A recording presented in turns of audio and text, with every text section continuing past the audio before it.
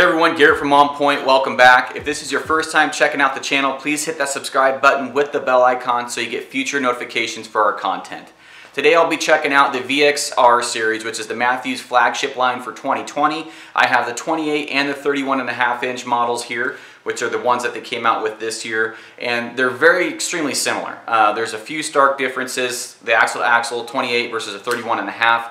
The price on the 31.5 is $100 more, and then also the draw lengths are different. This one goes from 27 to 31, and then this one goes from 25.5 to 30. So if you're a longer draw guy, 31, you're going to be pretty much stuck shooting this one, which I'm sure you would anyways, it being a nicer, longer bow. And then if you're a shorter draw guy, the 28 is going to be a good option for you, but you could also shoot the 31.5 as well.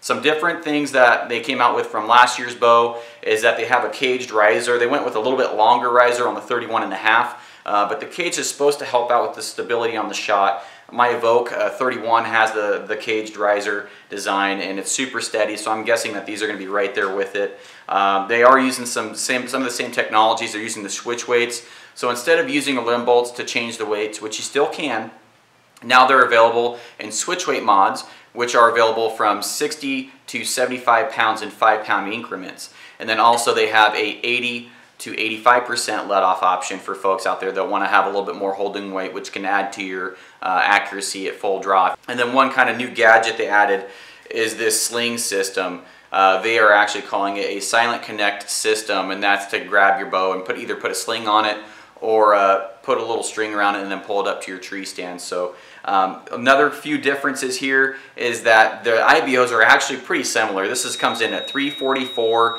the shorter one does, and then the 31.5 is at 343. So almost identical speeds there. So I know if it was me personally, I'd probably go with the 31.5.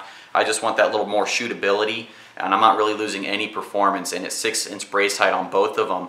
I really don't know why you'd go with this one unless you're trying to shoot out of a tree stand or a blind on this one. So outside of that, guys, very similar bows. I'm going to go ahead and shoot the same arrows I've been shooting all year. I got a 458 grain arrow, 535, and a 640 grain arrow. And we're going to go ahead and shoot those downrange real quick and just kind of compare. Now they should be almost identical, but so any discrepancy should be in the chrono. The bows should be, like I said, within 1 to maybe 3 feet per second, but that's going to be about it. So this one does have a whisker biscuit, and you know, we put the integrated rest on this one, so that could also add to the difference here.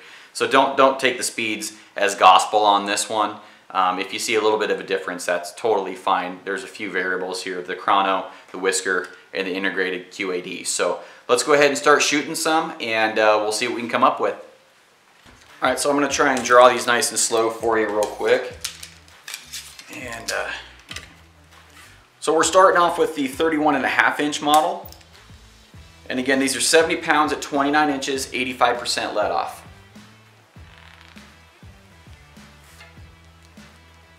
So very smooth throughout the draw.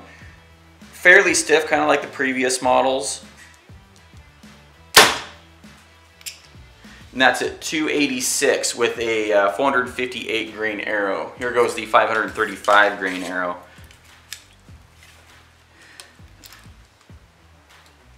I'm a 28-inch draw.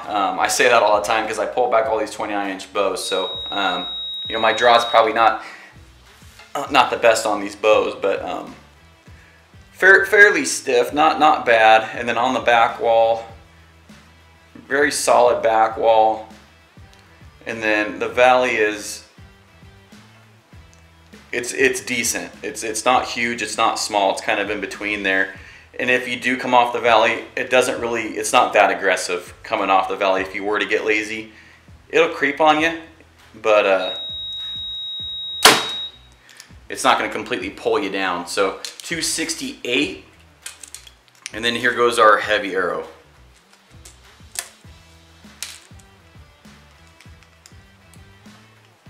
Goes our 640 grain arrow.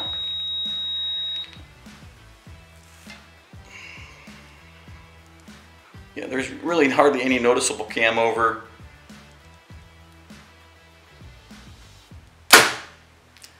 .245. So pretty much like the previous Mathews have been. Super quiet, super dead in the hand.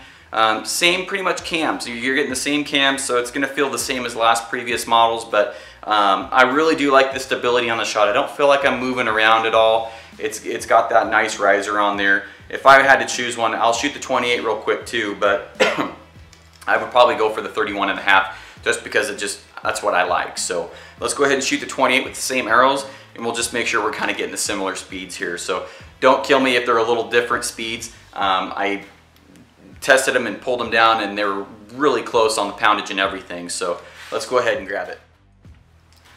All right, so here goes the 28 incher. Now this is 4.44 pounds versus 4.66 on the 31.5. So it is slightly lighter. It does feel quite a bit lighter, even though it's only 0.2 pounds lighter.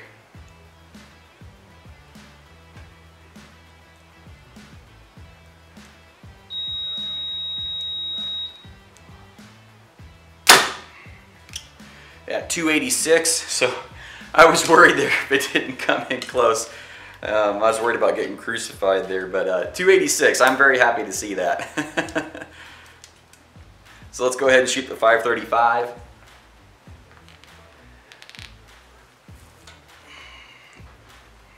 Smooth throughout, no really cam over, noticeable hump or anything. Quiet 266 with a 535, and then here goes a 640.